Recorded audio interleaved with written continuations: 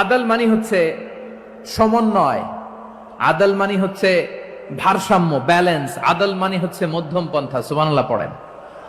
কারণ সব সময় সমান সমান হইলেই সুবিচার হয় না। কথা কি বুঝতেছেন? ইসলামের দ্য কনসেপ্ট অফ আদল, এটা এমন আদল, এটা সব সময় সমান সমান নয়।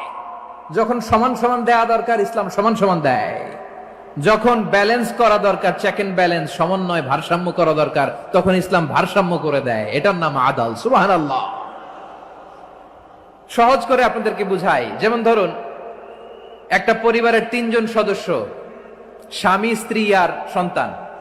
তাদের সকালবেলার ব্রেকফাস্টে স্বামীর, সকালের নাস্তায় স্বামীর 3টা রুটি লাগে, স্ত্রীর 2টা লাগে, আর সন্তানের 1টা রুটি লাগে।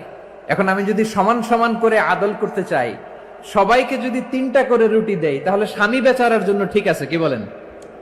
কথা কি বুঝতেছেন না কষ্ট হয়ে যাচ্ছে? যদি সমান সমানের নিয়মে আগাই, তাহলে 3টা করে যদি রুটি দেই, স্বামীর জন্য ওকে, কিন্তু স্ত্রীর জন্য 1টা বেশি হয়ে যায়। আর সন্তানের জন্য কয়টা বেশি হয়? আচ্ছা, এই তো বুঝতেছেন, মাশাআল্লাহ। আচ্ছা, 2টা করে যদি সবাই দেয় সমান সমান নীতিতে, তাহলে স্ত্রীর জন্য, স্ত্রী বেচারির জন্য ঠিক আছে, কিন্তু স্বামীর কয়টা কম পড়ে? আর সন্তানের বেশি হয়ে যায় কয়টা? আচ্ছা, সমান সমান নীতিতে সবাইকে যদি সকালের নাস্তার জন্য 1টা করে রুটি দেই, সন্তানের জন্য ঠিক আছে, কিন্তু স্ত্রী বেচারির কম পড়ে কয়টা? স্বামীর কম পড়ে কয়টা? 2টা। কথা কি বুঝতেছেন? আর আমি যদি স্বামীকে দেই 3টা, স্ত্রীকে দেই 2টা, আর সন্তানকে দেই 1টা, তাহলে কারো অপচয় হবে না। যার যতটুকু দরকার ঠিক ততটুকুই কাজে লাগবে। চিল্লায় বলেন ঠিক কিনা? এটাই হচ্ছে ইসলামের আদল, যেখানে যার যতটুকু দরকার তাকে সেখানে ঠিক ততটুকু দিয়ে দেওয়ার নামই হচ্ছে আদল। চিল্লায় পড়েন আল্লাহু আকবার।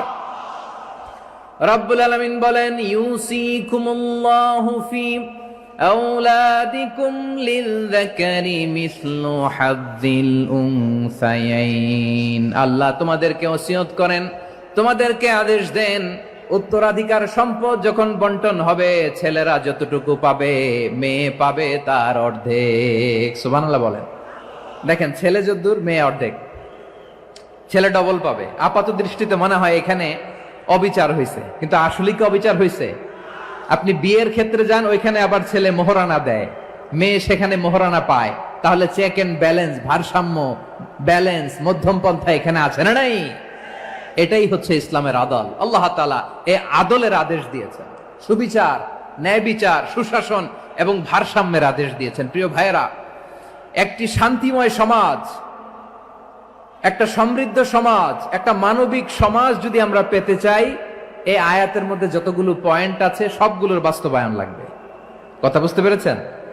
বলেন, আওয়াজ করে বলেন, আমরা একটা শান্তির সমাজ চাই কি চাই না? আমরা একটা সমৃদ্ধ বাংলাদেশ চাই কি চাই না? আমরা একটা মানবিক বাংলাদেশ চাই কি চাই না? এই আয়াতে আল্লাহ তাআলা একটা মানবিক সমাজের রূপরেখা টেনেছেন। তার প্রথম কথা হচ্ছে, ইন্নাল্লাহা ইয়ামুরু বিল আদল। আল্লাহ তাআলা তোমাদেরকে আদলের নির্দেশনা দেয়, সুবিচার, সুশাসনের নির্দেশনা দেয়। যে সমাজে আদল থাকে না, সেই সমাজে জুলুম মানুষের ঘাড়ে চেপে বসে। আদলের বিপরীত হচ্ছে জুলুম। আদলের বিপরীত কি? জুলুম বা জাওর, অত্যাচার, অবিচার, বৈষম্য। এই যে বৈষম্য বিরোধী ছাত্র আন্দোলন কেমন পড়ছে? এই যে একজন সমন্বয়ক তো দেখা করলো আমার সাথে। জুলুম মানে হচ্ছে বৈষম্য। বৈষম্যের স্থান ইসলামে নাই, অবিচারের স্থান ইসলামে নাই, জুলুমের স্থান ইসলামে নাই। আল্লাহ তাআলা বলেন যে আমি জুলুমকে নিজের জন্য হারাম করেছি এবং তোমাদের জন্য হারাম করেছি। বিশ্বনবী ফরমান, আল্লাহ তাআলা বলেন হাদিসে কুদসিতে, ইয়া ইবাদি ইন্নী হারামতুয যুলমা আলা নাফসি ওয়া জাআলতুহু বাইনাকুম মুহাররামান ফালা তাযালামু।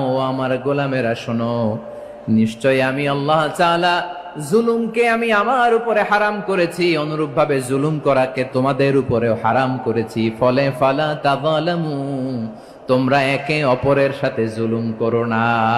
নির্দেশনাটা কার? খবরদার, জুলুমের সাথে আমাদের কোনো সম্পর্ক নাই। আল্লাহ তাআলা আদলের আদেশ দিয়েছেন, আদালতের আদেশ দিয়েছেন, সুশাসনের, ন্যায় বিচারের আদেশ দিয়েছেন। ইন্নাল্লাহা ইয়ামুরু বিল আদল, আমাদেরকে আদল প্রতিষ্ঠা করতে হবে। জুলুমের সাথে ইসলামের কোনো সম্পর্ক নাই। আল্লাহ তাআলা জালিমদের জন্য কঠিন শাস্তি প্রস্তুত করে রেখেছেন। যারা এই আদলকে ভুলুণ্ঠিত করে জুলুমের রাস্তায় হাঁটতে চায়, তাদের প্রাপ্য কিয়ামতের ময়দানে বুঝিয়ে দিবে কে? আল্লাহ তাআলা তাদের প্রাপ্যকে বুঝিয়ে দিবেন। এজন্য বিশ্বনবী বলে, খবরদার, তোমরা ইনসাফ করবে, আদল করবে, জুলুম করবে না। আয-যুলমু যুলুমাতুন ইয়াউমাল কিয়ামা, জুলুম কিয়ামতের দিন অন্ধকার হয়ে জালিমের ঘাড়ে চেপে বসবে। আবার বিশ্বনবী বলতেন, ইত্তাকি দাওয়াতাল মাজলুম, খবরদার, তোমরা মজলুমের কান্নাকে ভয় করো। ফাইন্নাহু লাইসা বাইনাহু ওয়া বাইনাল্লাহি হিজাব, কেননা মজলুমের কান্নার মাঝে আর আল্লাহর আরশের মাঝে কোনো পর্দা থাকে না। বিশ্বাস হয়? এই কথা বিশ্বাস হয়? এর জলজ্যান্ত প্রমাণ তো আমরা নিজেরাই দেখলাম। হ্যাঁ, মজলুমের কান্না ফুলে ফেপে মহিরুহ হয়ে পাহাড়ের মতো হয়ে বিস্ফোরিত হয়ে জালিমের মসনদকে ছারখার করে দিয়েছে। এর প্রমাণ তো আমরা নিজেরাই তো দেখলাম। জালিমের পরিণতি কি হয় আমরা জীবদ্দশাই তো দেখলাম। এমনও কোন জুলুম নাই যে হয় নাই, ঠিক কিনা বলেন? আহারে জুলুম, আহারে জুলুম। রিসেন্টলি আয়না ঘরের কিছু ছবি প্রকাশিত হয়েছে সোশ্যাল মিডিয়ায়, দেখেছেন আপনারা?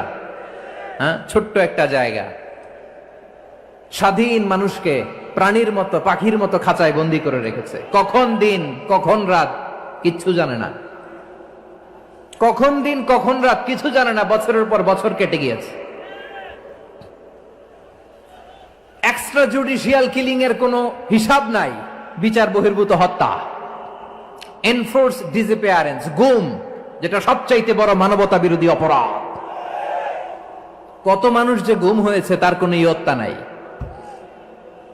যেই ফ্যামিলির সদস্য গুম হয়েছে তারা কি ওই লোকটার জন্য মাগফিরাতের দোয়া করবে নাকি সুস্বাস্থ্যের দোয়া করবে তারা নিজেরাও জানতো না, কারণ জানে না ও বেঁচে আছে না মরে গেছে। আহা, বিডিআর নওজওয়ানদের যারা ছাড়া পেল দেখলাম, বিনা অপরাধে, কোন অন্যায় ছাড়া, অপরাধ ছাড়া তাদের জীবন থেকে, তাদের তারুণ্যের, তাদের যৌবনের 15 বছর 16 বছর 17 বছর নাই।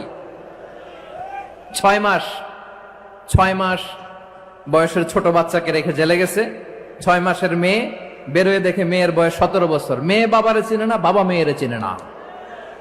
মেয়েকে এখন বিয়ে দিয়ে আরেক ছেলের হাতে তুলে দিবে। মেয়ের শৈশব বাবা দেখে নাই, মেয়ের কৈশোর বাবা দেখে নাই, মেয়ের তারুণ্য দেখে নাই।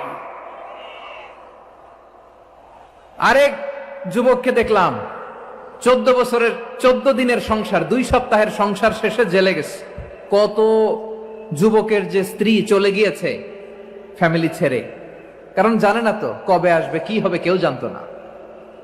দাম্পত্য জীবনের মাত্র 14 দিনের স্মৃতি, এই স্মৃতিকে আঁকড়ে ধরে এক বোন 16টা বছর 17টা বছর কাটিয়ে দিয়েছে।